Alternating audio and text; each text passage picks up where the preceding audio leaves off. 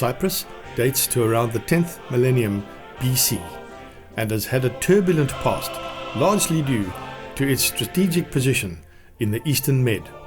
The latest crisis took place in 1974 when they were invaded by the Turks from the north. This resulted in the island being divided roughly in half by what is known as the Green Line. The Turkish Cypriots inhabited the north and the Greek Cypriots the south.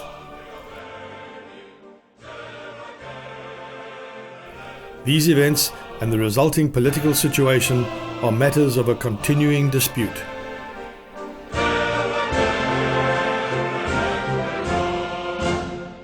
We flew into Larnaca on the east coast and drove across to Paphos, which was to be our home for the next 3 weeks. We had a great view from our veranda, so decided to braai and partake in a little bacchus.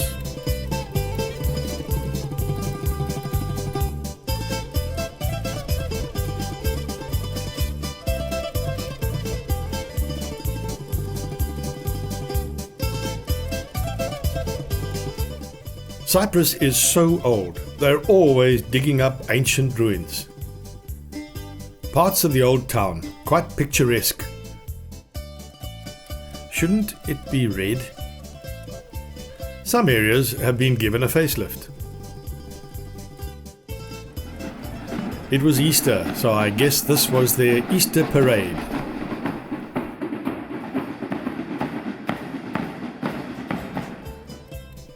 Old mosques and churches everywhere.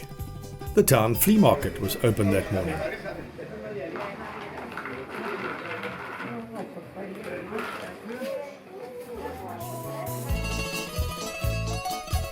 The old fort in the harbour dates back to the Byzantine era. The catacombs are situated close by. Hagia Solomon was one of the first to reject idolatry and embrace Christianity on the island. The story goes that she took refuge in the caves to escape persecution from the Romans, but they walled up the entrance, condemning her to a slow and cruel death. However, when the cave was opened 200 years later, the saint walked out alive. Also in the area are the tombs of the kings. These underground tombs, many of which date back to the 4th century BC, are carved out of solid rock and are thought to have been the burial sites of aristocrats and high officials up to the 3rd century AD.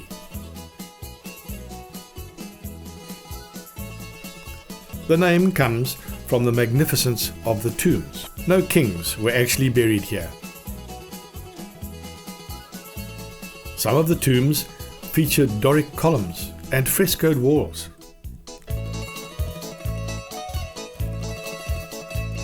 In some areas, one can see the remains of magnificent mosaics.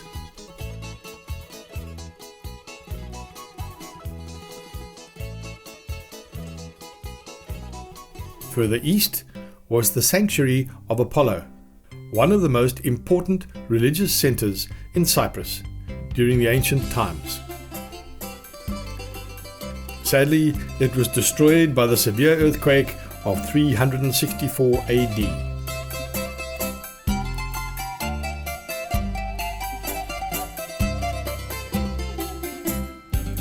Someone mentioned we should try out the 7 St. George's Tavern for a good meze.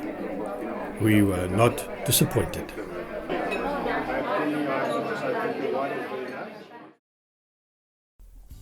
We spent a few days exploring the slopes of the Troodos Mountains, the beginning of the wine area. I certainly didn't see vast vineyards like we have here. We found the Zambatas wineries and stopped for a tasting, obviously. Prices ranged from about 120 Rand to 270 Rand a bottle. This is Xenisteri, 2016. I don't know how much red wine you drink, but this one is going to be dry. What's it called? It's going Maratheftico. This little place was so cute, with narrow streets and broken, dilapidated buildings.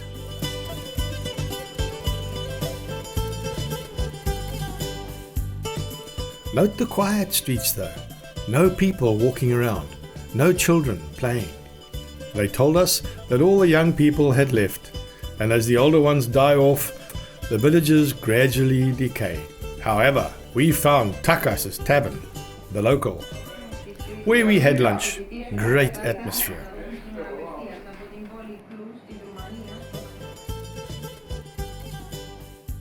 On through the countryside, more vineyards, and we came across the medieval castle of Colossi.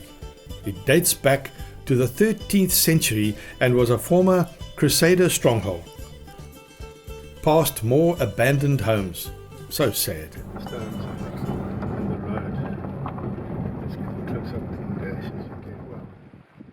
In the middle of nowhere, we came across this donkey farm.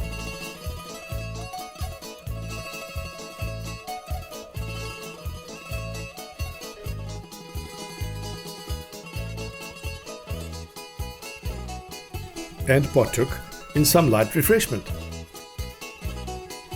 before driving on to find the monastery of Panagia. It was founded in the 16th century. My book had a lovely pic of it nestled serenely in the hills, and I wanted one too. On now through some beautiful country to another wonderful landmark, one of the hidden Venetian bridges. Testimony to the Venetian rule in the early 16th century. It's tucked away in a quiet valley and forms part of an old camel trail. In the heat of the day, there's a coolness here from the gently burbling stream it crosses. A magical place indeed. We're doing the north and west side of the island today and pass through Pagea, where Estelle and Brian have a beautiful home. Lee saw a loquat tree down a cute little side street, so we stopped to acquire some. Across the road, I saw this old lady feeding her fire. It was such a genuinely local scene that I grabbed my camera and invaded her space. She was so friendly, showed us how she made sesame rolls, and chatted away in her little kitchen. I have many English friends.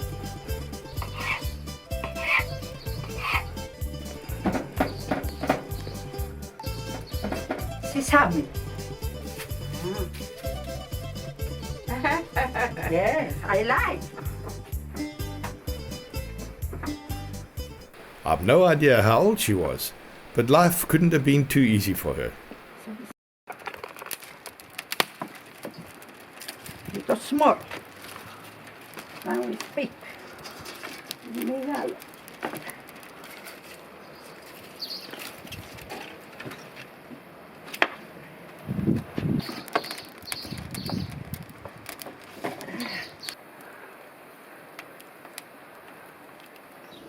Then we just meandered through the countryside. The walls of this church were mixed with milk.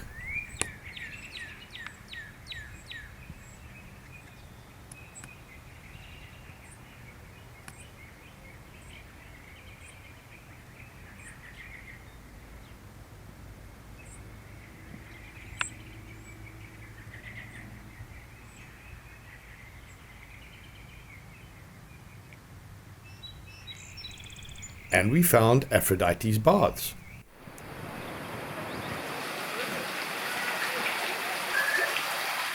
And Lee bought strawberries for supper. Sadly, no contro. It was lunchtime, and we were told about this little taverna in a village not far away, so decided to call in for a meze.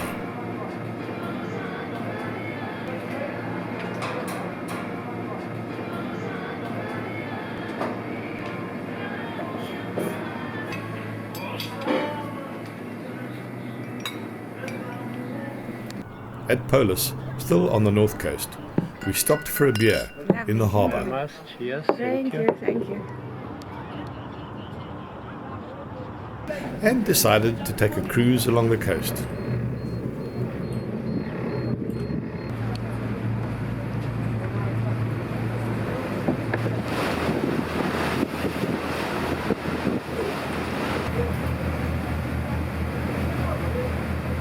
Good morning and welcome aboard.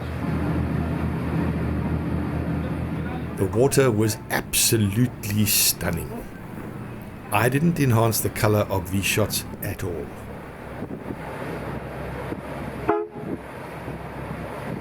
Here is a pair of the sea case.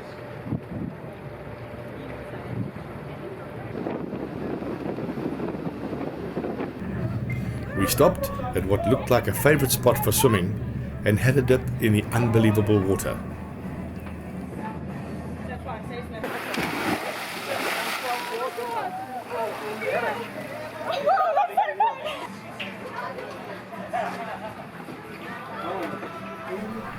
A barbie on the stern, too good. All too quickly, we had to head for home.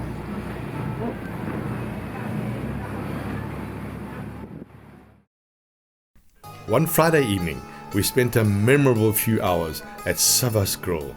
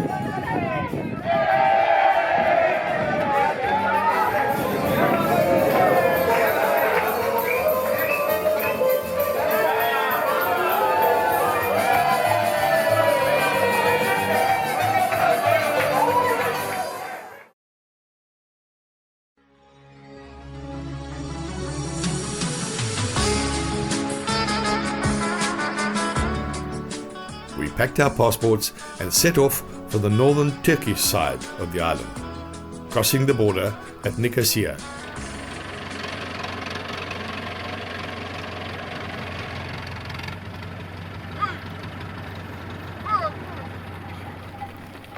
Although relations have been strained for many years, they're relatively calm at the moment.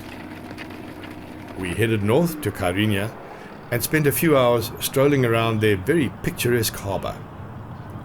Can you believe Kyrenia has been populated since around 5000 BC? The Romans established the foundations of its castle in the 1st century AD. You get lovely views of the harbour and surrounds from the battlements. Kiralıklar mı?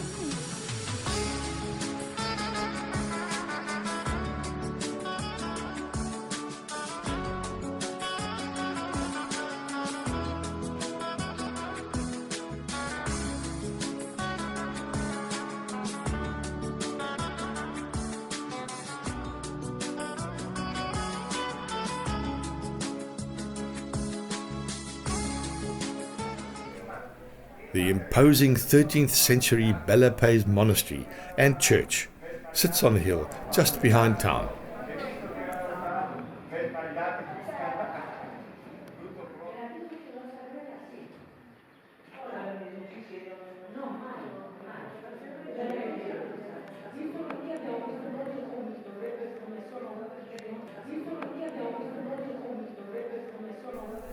And then high in the mountains are the spectacular ruins of St. Hilarion's Castle, originally built to guard the pass between Nicosia and Kyrenia. It features in the movie The Apocalypse Fire. That night, we once again had a good local meal.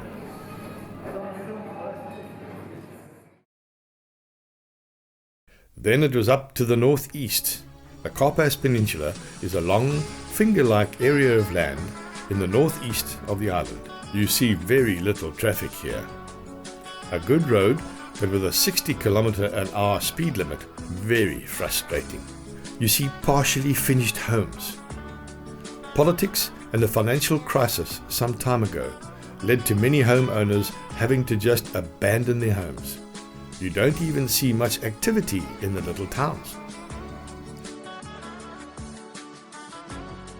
Cape Apostolos Andreas, the northernmost town on the peninsula. And we drive out to see the monastery near here, passing some quiet rural scenes and lovely beaches.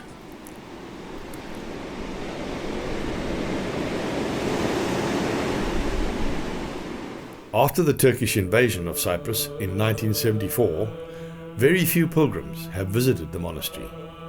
But with the opening of crossing points, they're on the increase. It's fallen into a state of disrepair in recent years, and UN funding is in place to pay for refurbishment. This area is well known for its donkeys. Is it coming? It's coming, it's coming. Where is he? Oh! Hello, donkey.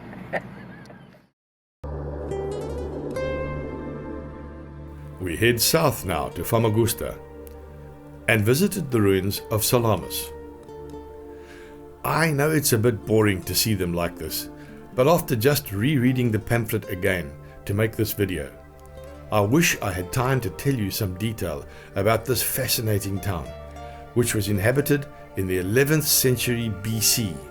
Everything is so old on this island.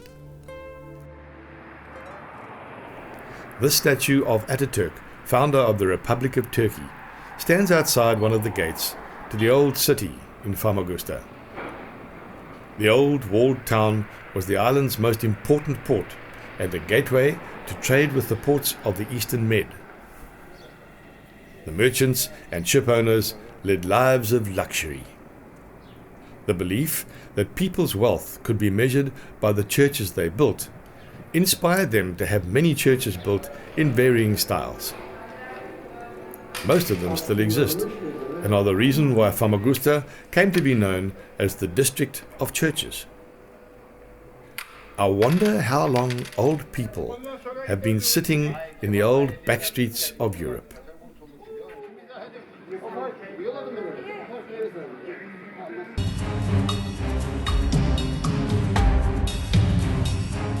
Oh, a rather sad fact about Famagusta. One of its suburbs, Varosha, has been a ghost town since the Turkish invasion in 74. Its inhabitants literally fled overnight, and it's remained abandoned and under the occupation of the Turkish armed forces ever since. Entry is forbidden to the public. As of 2017, the city continues to be uninhabited, with a population of 0.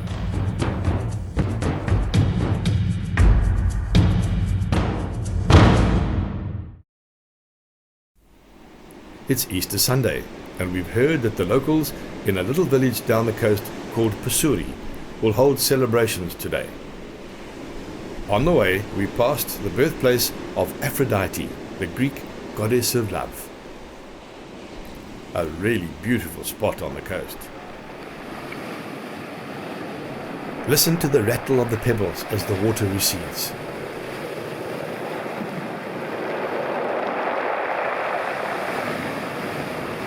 Pusuri, a really cute little village.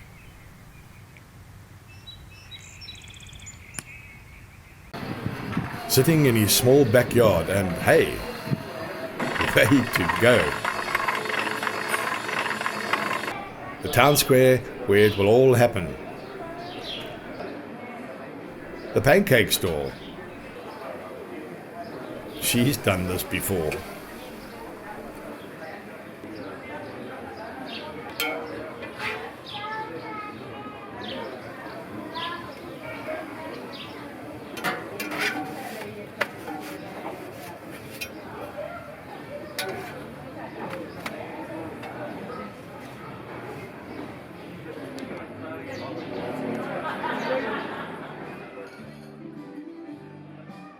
crowds have arrived, and so have our mezes. What I loved about today was that I think we were the only tourists there.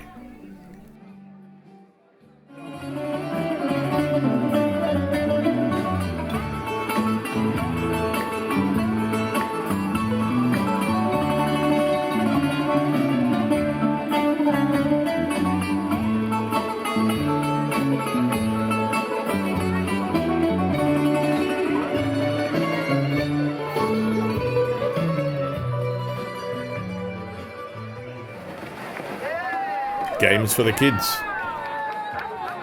and the moms and the dads. Hey, be careful, you two.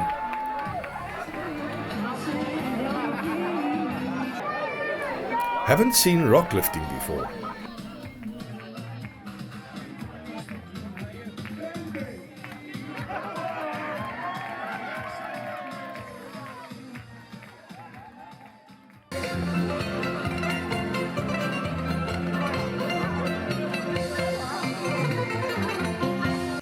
Wow, I love it.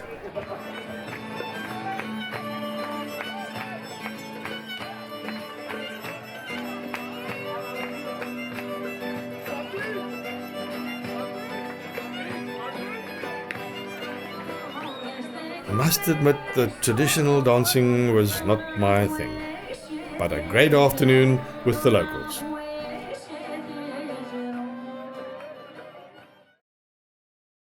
Our last views of the beauty around Paphos, the colour of the water, picturesque churches, small harbours, the sea caves, an interesting old wreck, and the tavernas.